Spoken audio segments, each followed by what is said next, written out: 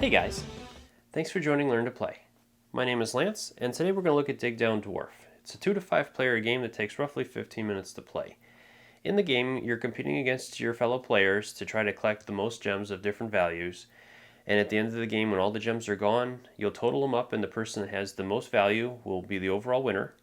So let's head to the table and I'll teach you how to play.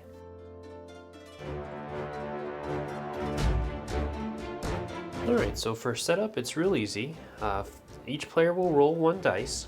The player with the highest dice will be the first player to go. When that player is determined, they go ahead and select one dwarf that they'd like to be. Go ahead and give them both cards. There's both male and female for the dwarfs of the different colors. One that they would keep, and then the other one they can flip over, and it'll show what the different gems do. Once each player has selected what dwarf color they'd like to be, the first player will take all the gems and put them in the bag. Once they're in the bag, that player will go ahead and randomly take 4 gems out to go at the top of the table. And we are ready to start playing.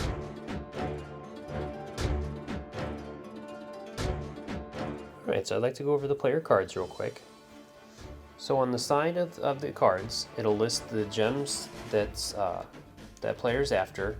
At the end of the game, if for each set of the gems that are listed on the card that the player has, they will get 5 bonus points. On the sides of the card, we have the dwarf powers, and those powers will get activated each time the dwarf rolls on their favorite dice a 6. So with this one, if we roll a red 6, we would get to benefit from the top power that's listed or any power that we've activated beforehand. And to go over those powers real quick, the wild would let us change our favorite dice to any number that we choose. And then once we do, we'll rotate the card counterclockwise 90 degrees. And then the next time we would roll a 6 on our favorite dice, we would benefit from the value on top or any value that we rolled beforehand. So draw would let us take 1 gem at random from the bag on top of any gems that we get to take from the table. Swipe would allow us to swipe any gem that we have with any gem of another player except for the diamonds. And then the last one is raid, which would allow us to take any 1 gem from the center of the table.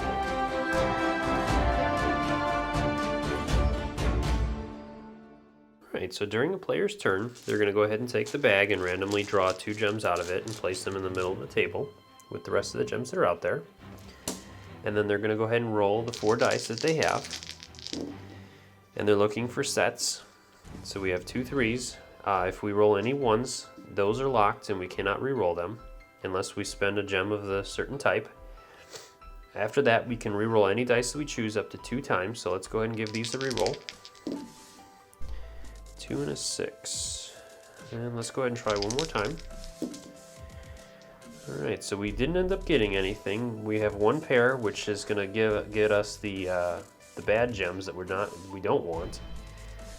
So those will go to our pile, and you'll get to take all the gems of that color that you rolled. So if we would have gotten rubies, we would have been able to take both rubies or any other ones that are out there.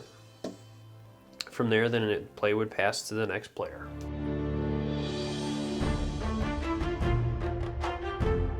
Alright, so during your player turn, you can also spend the gem to get the benefit of that gem. When you do that, that gem would be removed from the game and would not be placed back in the bag.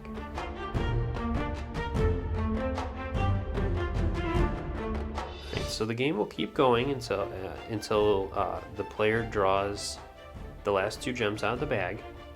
When that happens, the end game will be signaled, and the players will take 1 final turn until it reaches the player that was the first player to go.